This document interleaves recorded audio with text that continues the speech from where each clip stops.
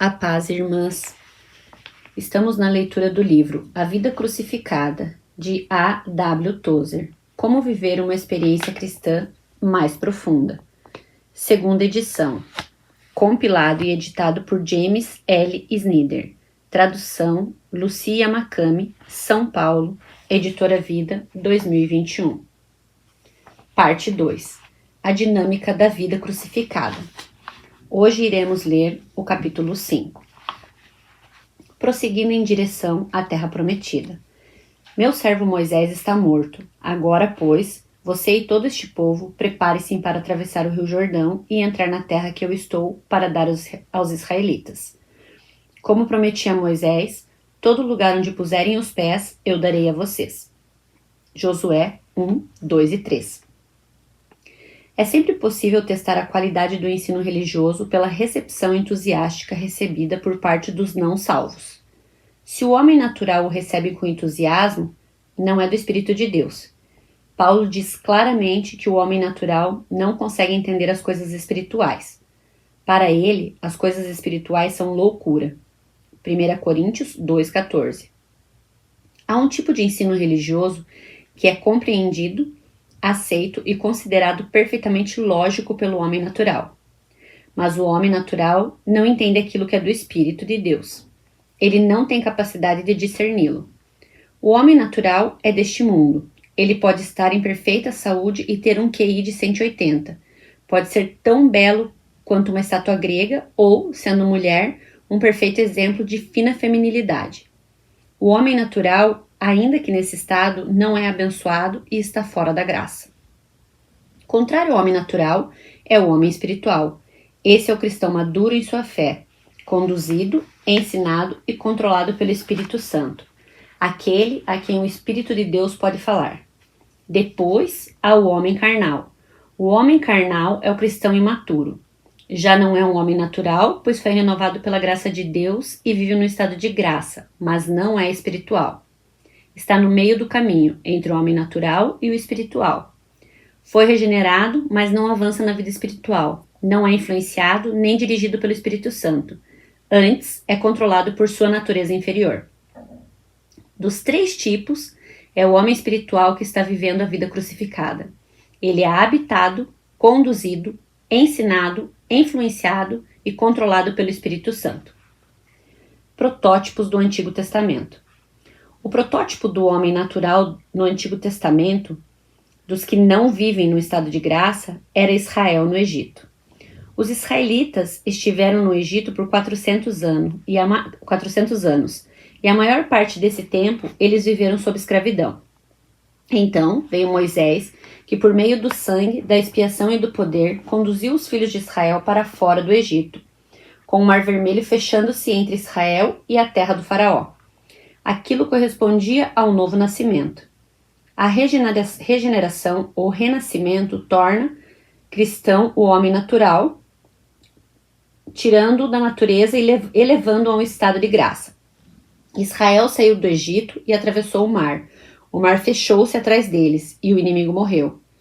Pela primeira vez em 400 anos, Israel era uma nação livre, redimida pelo sangue e pelo poder. Isso é semelhante ao cristão, que por toda a vida se sujeitou a escravidões de vários tipos, correntes, grilhões e algemas sobre seu espírito. Agora, pelo sangue do Cordeiro, o poder do Espírito, ele é tirado do Egito e o Mar Vermelho se fecha atrás dele. Costumávamos cantar um hino. Abre aspas. Dei as costas para o mundo. Fecha aspas. De Elisha A. Hoffman. Dei as costas para o mundo com todos os seus prazeres vãos e fixei o coração em coisas melhores, em tesouros mais elevados, mais santos. Nunca mais seu brilho, sua luz e a vaidade me cegarão. Atravessei a linha de separação e deixei para trás o mundo. Essas palavras descrevem com exatidão o que aconteceu a Israel na terra de Canaã. Era a intenção benevolente de Deus que o homem natural escravizado no Egito saísse do Egito e fizesse uma jornada de 11 dias até a Terra Santa oferecida a Abraão por Deus na aliança. A Terra Santa, que recebe vários nomes, como Terra Prometida, Terra da Promessa e Canaã, seria a terra natal de Israel. Israel não só sairia do Egito, como também estaria na Terra Santa. sua terra natal espiritual. Deus os tirou para fazê-los entrar. Esse ponto perdeu-se no nosso ensino hoje. Deus nos tira não para ficarmos fora, mas para sermos levados para dentro. Deus salva um criminoso não para falar a respeito disso uma vez por ano pelos próximos 40 anos, mas para que esse homem possa tornar-se um santo. Deus o tira da escravidão para poder conduzi-lo à terra prometida. E quanto mais longe ele chega, menos precisará falar a respeito de onde estava. Não é a marca de espiritualidade quando falo longamente acerca de quem eu era. Israel queria esquecer o que era e só lembrava ocasionalmente de agradecer a Deus por seu livramento. Hoje amplificamos o que éramos e escrevemos livros para falar ao mundo sobre isso. Paulo disse, essas coisas nem devem ser mencionadas entre o povo de Deus. Efésios 5:12. Elas nem devem ser citadas nas conversas. Deus tirou você da escravidão, mas não o deixa no limbo. Ele tira você para fazê-lo entrar e essa era a vontade de Deus. Depois que Deus tirou Israel do Egito, mostrou-lhes, após 11 dias de marcha, a terra prometida. O inimigo poderia ter sido expulso e eles podiam tomar posse da terra santa, da promessa que Deus lhes fez, da promessa que Deus lhes havia feito séculos antes. Não seria roubo. Eles a estariam ocupando como possessão própria. Deus que a possuía. A tinha dado a Abraão e seus descendentes. A descendência de Abraão havia sido tirada dali e levada ao Egito. Deus agora trazia Israel de volta para colocar o povo na terra. Eles não seriam usurpadores, não para tomar a terra, mas para ocupar a terra que era propriamente deles por dádiva daquele que a possuía, Deus. Metaforicamente, Deus tirou os israelitas do pecado, de modo que pudesse colocá-los na vida espiritual. A marcha dos israelitas era uma jornada abençoada por Deus. Deus pairava sobre eles e a Shekinah os iluminavam, conduzindo-os diretamente para a Terra Santa. Quando chegassem à terra da promessa da qual Abraão havia saído séculos antes, deviam ser homens espirituais. Eles representam um protótipo do homem espiritual no Antigo Testamento. O homem natural. Se você é um homem natural, mesmo que seja muito culto, muito talentoso, muito bonito ou muito desejável, não sabe nada acerca de Deus e nada a respeito da vida espiritual. Você não possui as faculdades para conhecê-la. Se um homem totalmente surdo ficasse lendo enquanto alguém toca uma sinfonia de Mozart, você não o condenaria por ler em vez de ouvir a música. Ele não tem a capacidade de desfrutar a música. A capacidade que você tem de ouvir a sinfonia está morta nele. Ou, se você estivesse apreciando pinturas numa galeria de arte e houvesse um homem completamente cego sentado no banco, você não diria, entre aspas, por que esse bárbaro está aí sentado? Por que não se levanta para apreciar as obras de arte? Ele não tem a capacidade de ver. A capacidade que você tem de apreciar pinturas está morta nele. Não importa quem você é ou quanto você é culto ou religioso, se não foi regenerado, renovado, reconstruído, trazido à luz pelo impulso do Espírito Santo, não consegue entender Deus. Você não consegue entender as coisas espirituais de modo algum, só consegue entender a história das coisas espirituais. Qualquer entusiasmo que você possa ter por religião não passa de ilusão. O homem espiritual. Paulo diz que nós, cristãos, que fomos despertados para a vida, filhos de Deus, não mais no estado da natureza, mas no estado de graça, mas continuamos sem progredir ano após ano, vagamos espiritualmente em vez de nos movermos direto à frente. Às vezes podemos ficar um pouco mais perto do Egito que da Terra Santa, depois chegamos um pouco mais perto da Terra Santa, então voltamos para o Egito. Assim oscila o nosso pêndulo, para trás e para frente, e às vezes olhamos para o mar, lembrando que éramos escravos. Então vamos a alguma reunião de oração ou algum avivamento, tomamos nossas armas e nos movemos para tão perto da Terra Santa que quase conseguimos tocá-la, mas não estamos indo para lugar algum. Não estamos voltando para o mundo, nem estamos avançando para a vida espiritual. Dessa forma, avançamos para trás e para frente, oscilando entre o velho mundo de onde viemos e um novo mundo onde devíamos estar. Continuar ano após ano sem progredir é desenvolver um tipo de doença crônica do coração. O seu coração começa a endurecer cada vez mais com o passar do tempo. O melhor momento para mergulhar na vida espiritual mais profunda é quando você é cristão novo, tem entusiasmo e pode formar hábitos bem enraizados. Se eu tentasse aprender japonês na minha idade, seria quase impossível. Eu poderia aprender a ler e a escrever, contudo, jamais seria capaz de falar bem o suficiente para ser compreendido, porque eu já vivi muito e a minha língua e os meus lábios e o meu palato estão muito acostumados a formar palavras no meu idioma nativo. Todas as pequenas torções, voltas e revalos da língua materna cabem na minha boca. Quanto mais velho, maior a dificuldade para eu aprender uma nova língua.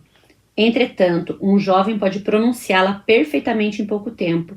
Quanto mais jovem, mais fácil de aprender e falar uma nova língua, porque com o tempo os hábitos tendem a restringir-nos.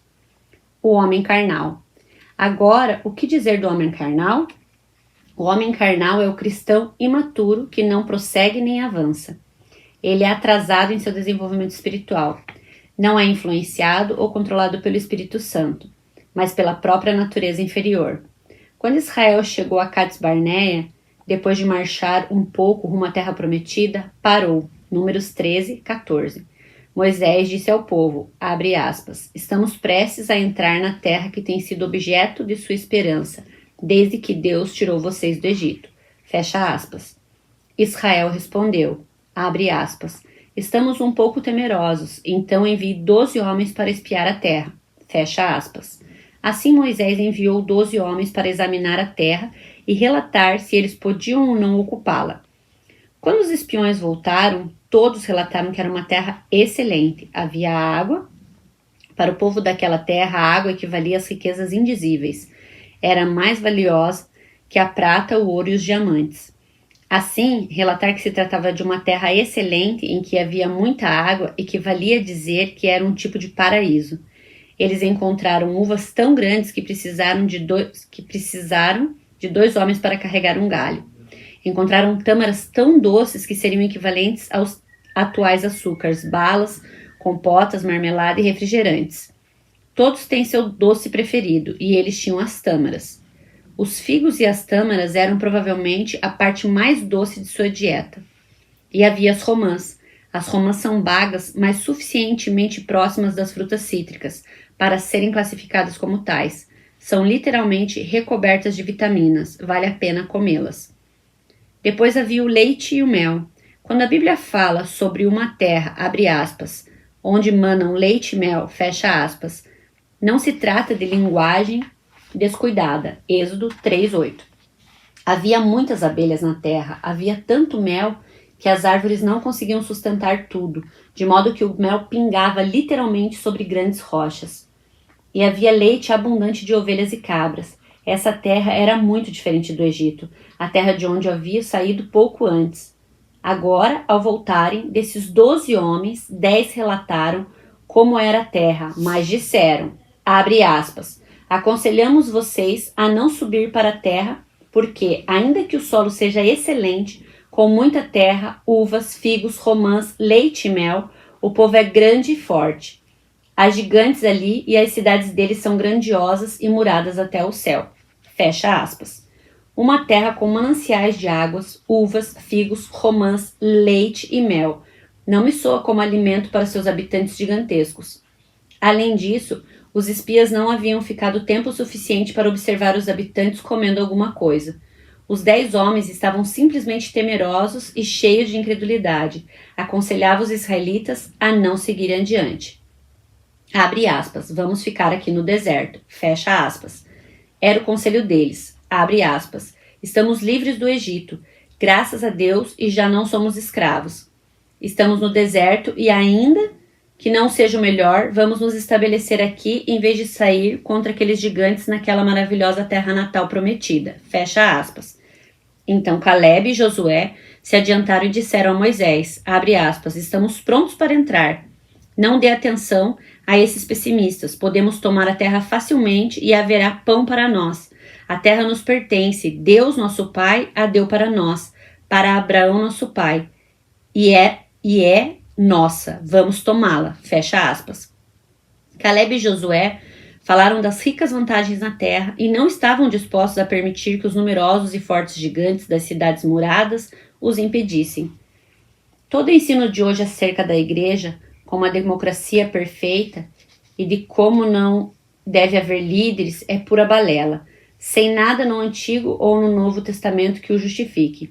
12 líderes foram enviados como espiões à terra, e o povo era mais ou menos dependente do que aqueles líderes diziam, assim como você e eu somos, em grande medida, dependentes dos nossos líderes na democracia em que vivemos atualmente, e na Igreja de Cristo acontece o mesmo. O povo ouviu o relato desfavorável dos 10 homens, ou seja, o relato da maioria. Caleb e Josué deram um relatório da minoria, mas eram só 2. O povo chorou e caiu diante da porta de suas tendas, desejando que não tivessem saído do Egito. Ele reclamou a Moisés dizendo, abre aspas, quisesse Deus que voltássemos para o Egito, fecha aspas. Tudo que os israelitas conseguiam ver era as cidades muradas e os gigantes. Eles não conseguiam ver as uvas, ou o leite manando das cabras, ou árvores gotejando a doçura do mel sobre a grama. Eles não conseguiam ver os campos ondulantes, nem os ribeiros e rios. Eles se esqueceram de que Deus havia dito, abre aspas, subam e a darei a vocês, fecha aspas. Então disseram, abre aspas, vocês vão matar as nossas pobres mulheres, vocês vão matar as nossas crianças, fecha aspas. Esse é sempre do argumento do homem não espiritual. Abre aspas, preciso pensar na minha família. Afinal, tenho uma família, irmão, e Deus quer que eu seja sábio. Não posso exagerar. Não posso ser espiritual demais, porque preciso cuidar da minha família. Não posso sujeitar a minha esposa e os meus filhos às dificuldades. Não posso jogar carga sobre eles. Fecha aspas. Sempre agradando a esposa e a família, esse homem se esquece de que a melhor herança que um marido pode deixar para sua família é a memória de que ele foi uma pessoa. Uma mulher espiritual também enfrenta pedras de tropeço. Sua família pode atacá-la com linguagem agressiva, censurá-la com palavras sarcásticas, opor-se a ela e fazê-la sentir-se como boba. Entretanto, uma mulher espiritual se afastará quieta, mais triste, porém mais sábia, e concordará que a melhor herança que pode deixar para a família é ter sido uma pessoa boa. Bastava terem crido e os israelitas seriam levado as esposas e as famílias para a Terra Santa em poucas horas. Tomariam posse de toda aquela terra. Em vez disso, por 40 anos vagaram pelo deserto. Tinham tanto medo de que as esposas e os filhos fossem mortos se entrassem naquela terra que terminaram andando 40 anos, rodando e voltando a rodar no deserto. Ora pendiam de volta às proximidades do Egito, onde haviam estado, ora faziam uma grande andança para perto da terra prometida onde deviam estar. De volta ao Egito, onde não estavam, e então outra volta, na rotação de novo, perto do lugar em que deviam estar. Eles vagaram por 40 anos até aquelas crianças chegarem à meia-idade e aquelas mulheres morrerem. 40 anos no deserto porque os homens choramingaram, dizendo, abre aspas, não podemos ir, sairia muito caro, não podemos maltratar a nossa família. Precisamos estar com a nossa família nas noites de domingo e quarta e durante todo o congresso missionário. Precisamos estar com a nossa família, não podemos correr o risco de nossos filhos se tornarem delinquentes. Fecha aspas. O melhor modo de um marido salvar a família da delinquência é mostrar a ela o exemplo de um homem que ama a Deus incondicionalmente, um homem que procura ser espiritual, mesmo que isso lhe custe sangue, um homem que não dá ouvidos às artimanhas do diabo. Abre aspas, você já dá mais do que deve para a obra do Senhor e prejudicará sua família se tentar tornar-se espiritual. Fecha aspas. Israel peregrinou no deserto por 40 anos, por causa do julgamento divino. Deus disse, abre aspas, nenhum de vocês entrará na terra, fecha aspas, Números 14:30. O medo da morte, as dúvidas e as reclamações deles desagradaram a Deus, porque o povo difamou a terra, Números 14:36. Todo homem que fica nas sombras e difama a vida espiritual mais profunda está difamando a luz solar. Todo homem que se recusa a entrar na vida santa está no deserto, difamando a pátria da alma.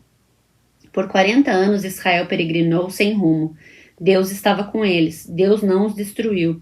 Pelo contrário, deixou-os morrer um a um. Às vezes os punia, mas não os destruiu como nação. Fracassos espirituais. Recuso-me a ficar desanimado por qualquer coisa, mas o meu coração pesa de andar entre cristãos que estão rodando há 40 anos no deserto, sem voltar para o pecado, mas sem também entrar na vida santa, vagando em círculos sem propósito, às vezes um pouco mais quentes, às vezes um pouco mais frios, às vezes um pouco mais santos e às vezes muito profanos, mas nunca avançando. Adquiriram hábitos difíceis de quebrar, e é quase certo que viverão e morrerão como fracassos espirituais. Para mim, isso é terrível. Um homem resolve ser advogado e gasta anos estudando leis e finalmente abre seu escritório. Logo ele descobre algo no próprio temperamento que lhe impossibilita ser um bom advogado. É um completo fracasso. Está com 50 anos, foi admitido na ordem aos 30 e 20 anos depois não foi capaz de se estabelecer como advogado. Como advogado, é um fracasso. Um empreendedor compra um negócio e tenta operá-lo. Ele faz tudo o que sabe, mas simplesmente não consegue fazer o negócio progredir. Ano após ano, as contas estão no vermelho e ele não obtém nenhum lucro. Toma emprestado o que consegue, encontra um pouco de ânimo e um pouco de esperança, mas esse ânimo e a esperança morrem e ele vai à falência. Finalmente, ele vende tudo com uma dívida impossível e torna-se um fracasso no mundo dos negócios. Uma mulher é educada para ser professora, mas simplesmente não consegue conviver com as outras mestras. Algo em sua constituição ou em seu temperamento não lhe permite um bom relacionamento com as crianças ou jovens. Então, depois de ser jogada de uma escola para outra, finalmente desiste, vai para algum lugar e arranja um serviço no qual lida com uma máquina grampeadora. Ela simplesmente não consegue ensinar e é um fracasso no mundo da educação. Conheço ministros que pensavam terem sido chamados para pregar. Eles oraram e aprenderam grego e hebraico, mas de algum modo não conseguiram fazer o público ouvi-los. Simplesmente não conseguiram. Eram fracassos no mundo congregacional. É possível ser cristão e ainda assim ser um fracasso. Isso é o mesmo que Israel no deserto vagueando. Os israelitas eram o povo de Deus, protegidos e alimentados, mas fracassados. Não estavam onde Deus queria que estivessem.